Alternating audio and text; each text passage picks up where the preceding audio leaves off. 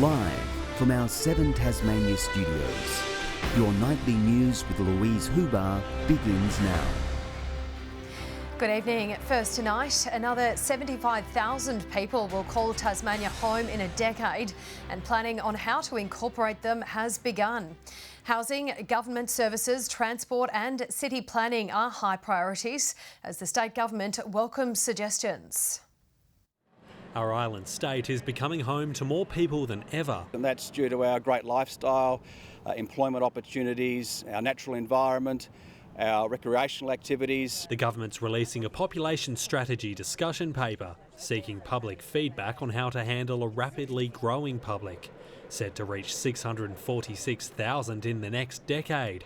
That's 75,000 extra people. We need to be doing this very carefully and monitoring it and managing it so that it is sustainable. Congestion and maintaining housing supply are named as potential challenges, along with increasing pressure on government services. Urban planning expert Jason Byrne says increasing housing density would help manage urban sprawl. What we might call gentle density in that 5 to 8 storey level apartment building with balconies and enviable quality of life, that's a potential solution as well. Monday's Tasman Bridge truck rollover exposed Hobart's fragile road network. Decentralisation could take pressure off the roads, as well as making communities more livable. Places like Sorell and Brighton, many of these places are yet to have adequate school facilities, they're yet to have adequate healthcare facilities, job and employment opportunities. The discussion paper does indicate our recent population growth might not be sustainable. Much of it is due to migration rather than Tasmanians having children, and as a state, we're still getting older. The Community and Public Sector Union is calling for workforce planning, with young tourists one potential source. There should be a strategy about saying to those people, have you thought about staying here? Have you thought about living here?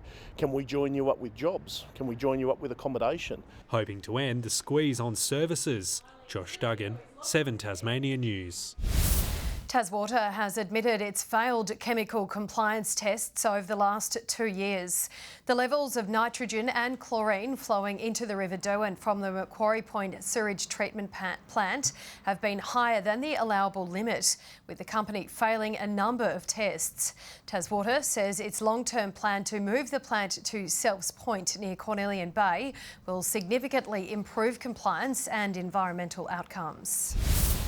A 16-year-old has been arrested over a grass fire in Herdsman's Cove yesterday afternoon. The blaze burnt around 1 hectare of grass and fencing in Lamprell Circle and Holloway Drive before being extinguished. The boy's been given conditional bail to face the Hobart Youth Justice Court. It was one of several deliberately lit fires in the area yesterday, with investigations continuing into blazes in Bridgewater and Gagebrook. North Launceston turned North Melbourne player Taron Thomas is facing shock sex blackmail allegations. He's been charged by Victoria Police for threatening to distribute an intimate image. The Kangaroos have also revealed Thomas was stopped by police while driving on a suspended licence during the Christmas break.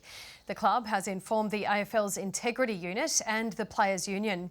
The Tasmanian was a top 10 draft pick in 2018 but played just 10 games last year. The Jack Jumpers are rebounding back to their old school kits tonight as part of the NBL's Heritage Round. Tom Johnson joins us and is at the Silverdome ahead of tonight's game against the Southeast Melbourne Phoenix. Good evening, Tom. It's all about recognising our basketball history. Good evening, Louise. It sure is. Like last week in Hobart, the Jack Jumpers are wearing their retro kits to honour what they call their Bloodlines group, which includes past players, coaches and administrators who have built Tasmanian basketball through the decades. It's the brainchild of head coach Scott Roth, and at this stage there are 19 Tasmanians in the Bloodlines group. We caught up with one of them today, Dean Draper, who was part of Launceston Casino City's championship winning team in 1981, which had a moment to savour here today. He proudly wears the Jack Jumpers Bloodlines polo today, but Dean Draper's crowning glory sits high above the Silverdome for all to admire, the 1981 NBL Championship pennant. One of those unbelievable things that happened that probably will never happen again, not in Launceston anyway. That year, Launceston became champion after beating Nunawading in the final. Casino City, National Basketball League champions for 1981. Named after the new country club casino, the side had its own theme song. C-A-S-I-N-O, casino. And even its own cookbook. I think mine was a beef casserole. Despite his team's success, Draper says the fanfare back then hardly compares to what the Jack Jumpers have today after making the modern game mainstream. That excites me when I go to the basketball and I sit and I see these people who've never been to basketball or seen basketball before, that passionate about what's going on with the Jack Jumpers. But the old school flame burns brightly tonight when the Jack Jumpers don the Guernseys, which flew off the racks in the days of the Devils in the 90s. Assistant coach Mark Radford will be keeping a close eye on the court and sharing stories from his own heritage, which included Northwest Thunder coach in the 2000s. I think it'll be interesting, the first player, the Jack Jumper player that goes into the Bloodlines. I think that will be quite a unique reward and experience. And the players have a chance to push their case for it tonight. And this is the jersey the Jack Jumpers will be playing in tonight. As you can imagine, it is hot property amongst the fans who will be pouring in here to the Silverdome very soon, Louise. It is a sellout here tonight. I'll be back later with the rest of the day's sport news. Speak to you then. Services supporting the most vulnerable members of our community are struggling to cope with an influx of demand as living costs soar. Organisations including City Mission and Vinnie's have been forced to step up their operations. Cost of living concerns continue to plague Tasmania, with local charities seeing an increased demand over Christmas. We're struggling to keep up with the demand, and what it means is that organisations like St Vincent de Paul have to make some tough decisions about what we can do and what we can't do. Vinnie's among those seeing a new demographic relying on support services. You're now starting to see more of those kind of people at what we'd call, I guess, a high demographic, and those people are starting to become stressed as well.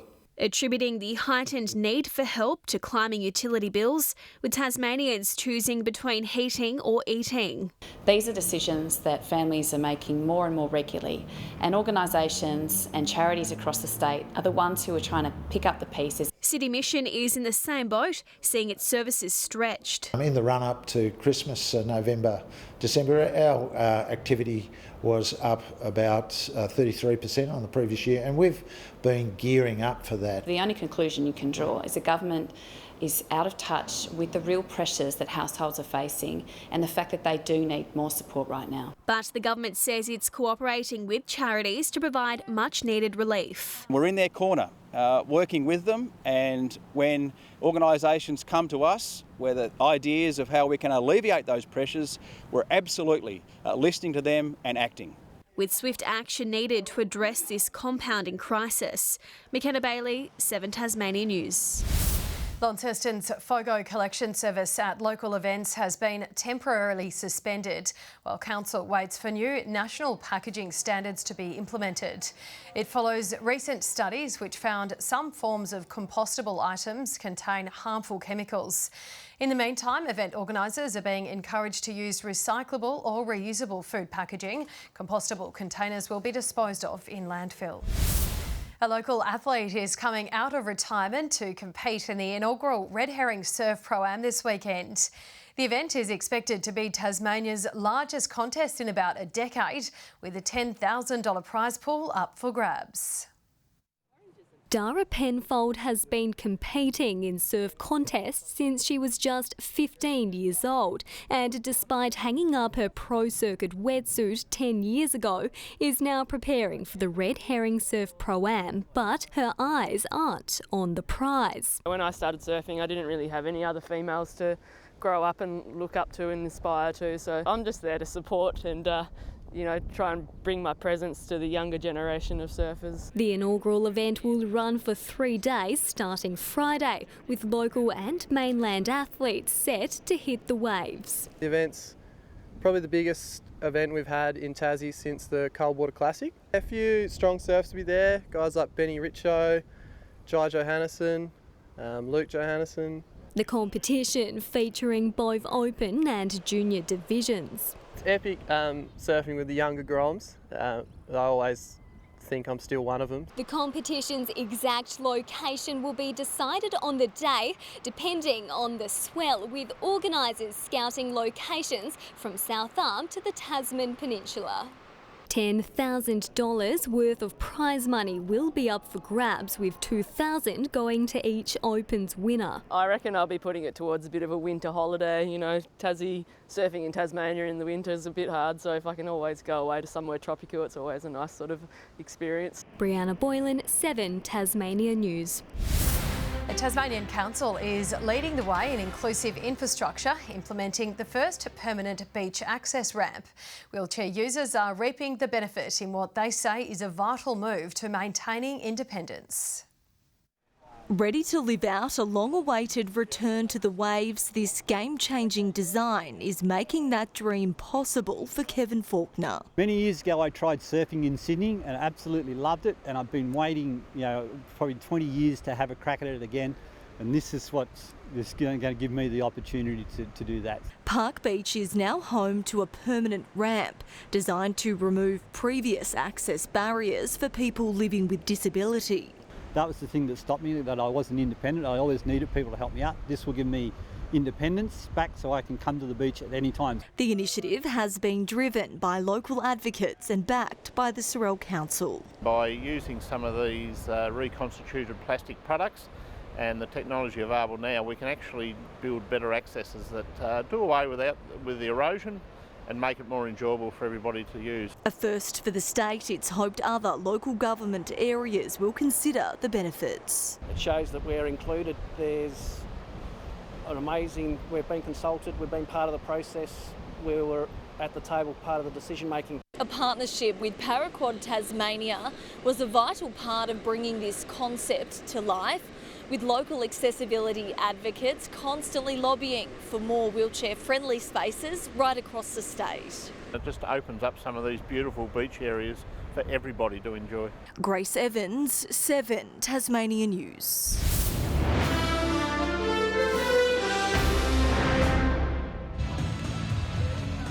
Welcome back to the Silverdome, where the Jack Jumpers are ready to take on the Southeast Melbourne Phoenix. It's a full house here tonight for the clash from 7:30. The Jackies are coming off a great win against the Adelaide 36ers and come in tonight with the same squad. Tasmania beat the Phoenix with ease last time they met on New Year's Day, but the side is always wary of danger man Mitch Creek. It's a collective effort. It's not one person's got to do the job, and obviously Jack McVeigh and Rashard Kelly play through that position, and they'll have a big role on Mitch. And going the other way, we're going to make Mitch work as well, because Jack and Rashard have been a great combination, over the last few weeks together in that position. The Jack Jumpers will don the old Devils jersey designed tonight to recognise the state's basketball heritage. The Tasmanian Tigers women's side is heading to Canberra to take on the ACT Meteors in back-to-back one-day fixtures. The side has 4 wins on the trot and is thriving, with Emma Flint back on the team after taking maternity leave. The batter is determined to make it to the final after missing out on last year's championship victory. I played cricket for Tassie now for 11 or 12 seasons, and to go without winning when they won the first premiership, it hurts a bit, but I again wouldn't change that for having this little one. Macy Gibson is back in the squad following a thumb injury. Meg Radford and Ava Curtis could make their debuts if chosen in the final 11. Good evening. Hobart 25 today. Launceston, Cressy and St Helens our warmest with 26. Devonport 24 degrees. Burnie a bit cooler. 24 the high at Bushy Park. Flinders Island, Low Head and Friendly Beach is all 22. Grove 21. King Island 19 and Strawn 18 degrees with those onshore winds. Along with 26 millimetres of rain too at Strawn as the front dropped the showers overnight. There's the cloud pattern today as the front pushes to the east. A cold air mass is now ready to take centre stage over our region. Low cloud drifts with the high south of WA. Northern Australia copping a few thunderstorms. Tomorrow the high track's a little closer to us, extending a ridge our way. The trough extends across northern Australia. South to southwesterlies at 10 to 20 knots, a bit stronger over the south and east, swells to 3.5 metres.